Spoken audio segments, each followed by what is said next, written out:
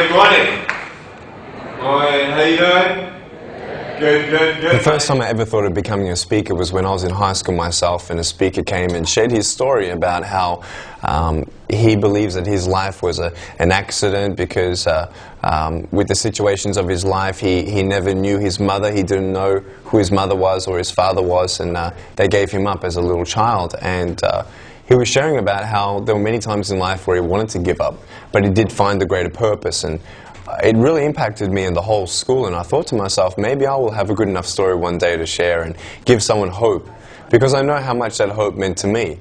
What if I can be that hope for somebody else? Have you ever felt that in your life? That, you know what, if just one more thing happens in my life that's bad, I'm going to give up. And you come to times in life where you feel like it's impossible.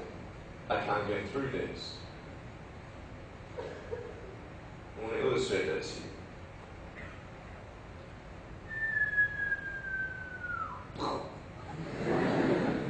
You see, many people think that when I fall down, that victory is when Nick again stands. It's not true. Victory in life is not when addiction comes out of your blood system and your brain and your mind. Victory is not when a circumstance changes. Victory is when your heart changes. So I started speaking at age 17.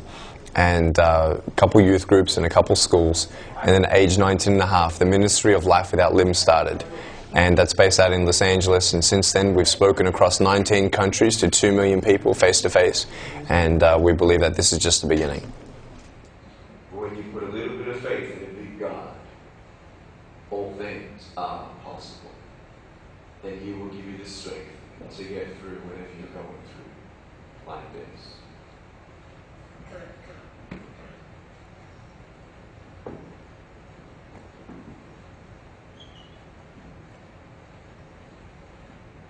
Is that cool?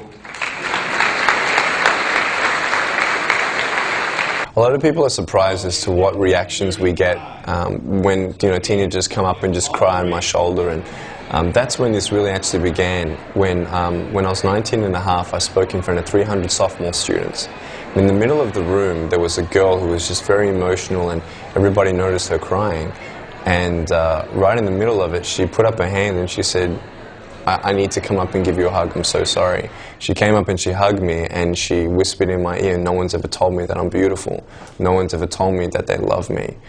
And then she gave me a hug, and in that release, it was just this release. Emotions, the outward release is really evidence of a spiritual release as well.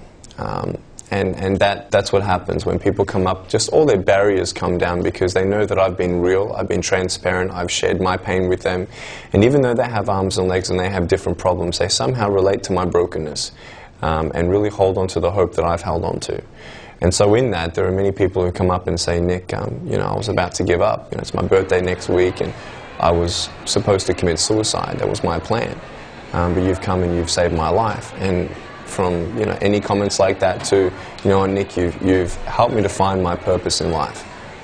You can't put a price tag on that, so that's the reactions we get from people.